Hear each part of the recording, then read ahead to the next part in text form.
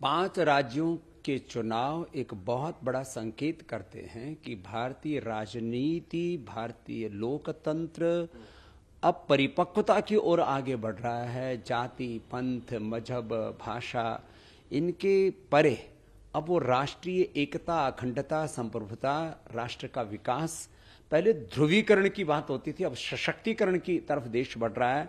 और कुछ लोग ओबीसी, दलित, वनवासी, कम्युनिस्ट और जो एंटी नेशनल एलिमेंट्स थे, इनका एक गठजोड़ बनाने की नाकाम कोशिश कर रहे थे। अब वो सारे बादल छट गए हैं और आने वाला समय इस बात का संकेत है कि भारतीय राजनीति में वही लोग आगे बढ़ पाएंगे जो विकास की बात करेंगे, जो जाति, पंथ, मजहब के नाम पर तोड़ने की बात नहीं करेंगे, बल्कि सबको जोड़ने की सर्वसमावेशी राजनीति की बात करेंगे और देश में फुल टाइम पॉलिटिक्स करेंगे। कुछ लोग पार्ट टाइम पॉलिटिक्स कर रहे थे, उनको भी अब ये सबक है ये चुनाव। और इसके साथ साथ जो है क्षेत्रीय दलों के लिए भी एक सबक है, जो परिवार पर आधारित पार्टियां, उनके लिए भी एक सबक है। और कुछ लोगों ने कुछ जातियों को, कुछ मत पंथों को अपना गुलाम समझ लिया था, तो अब ये सारे तिलिस्म टूट गए हैं। अब भारतीय राजनीति उस दिशा में आगे बढ़ रही है कि हम अमेरिका से भी ज्यादा ताकतवर इस देश को बनाना चाहते हैं, तो आने वाले 20-25 साल हमें मेहनत करनी पड़ेगी। नहीं तो कोई कमजोर राष्ट्र होता है, उसकी क्या हालात होती है, क्या हश्र होता है। हमने यूक्रेन और रसिया में कि युद्ध में देख लिया है।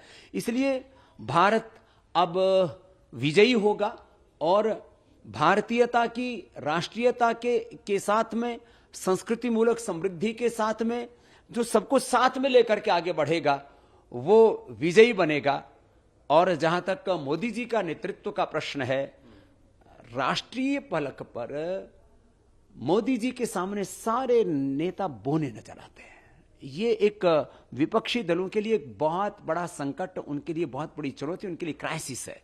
और इसलिए राष्ट्रीय परिप्रेक्ष्य में अब लोग देखते हैं तो मोदी जी के सामने कोई दूसरा चेहरा और चरित्र, नेतृत्व उनको नजर नहीं आता। और राष्ट्रीय नहीं, अब वैश्विक परिप्रेक्ष्य में मोदी जी को लोग देखने लगे हैं। और जिस तरह से मोदी जी, योगी जी, अमित शाह जी, नड्डा जी और ये लोग मेहनत किए हैं, तो मैं जो एक शब्द बोला करता हूं, पुरुषार्थ की पराकाष्ठा का यह विजय गीत है।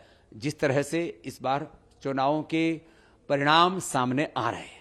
देखिए, कुछ लोग नए नैरेटिव घड़ने की कोशिश करते हैं, लेकिन वो कामयाब नहीं होते। छोटा मोटा नुकसान कर सकते हैं, लेकिन अब देश का, मैंने कहा, वोटर काफी परिपक्व हो गया है और वो अपना हित अहित खुद सोचता है। वो किन्हीं चंद लोगों की अब बपोती नहीं रह गया है। इस बार के इस राजनीतिक परिवेश ने ये बता दिया है।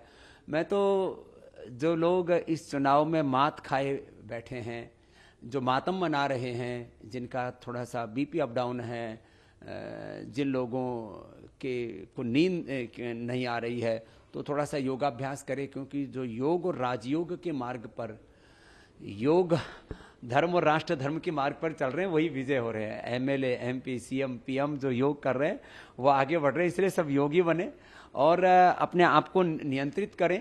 क्योंकि हार यदि एक सबक सिखाती है तो जीत भी आपको विनम्र भी बनाती है। तो सभी परिस्थितियों में योग के मार्ग को जरूर चुन लें, नहीं तो बहुत लोगों को बीपी बढ़ने से, हार्ट प्रॉब्लम होने से, नींद उड़ने से, या पूरी तरह से एक नेगेटिविटी में जो लोग चले गए, उनके लिए लाइफ थ्रेटनिंग भी हो सकता है। जो पॉलिटिकल थ्रेट आई है उसको तो फिर भी झेल लेंगे। इसलिए इस पूरे परिवेश से उभरने के लिए मैं सबको योग करने की सलाह जरूर दूंगा।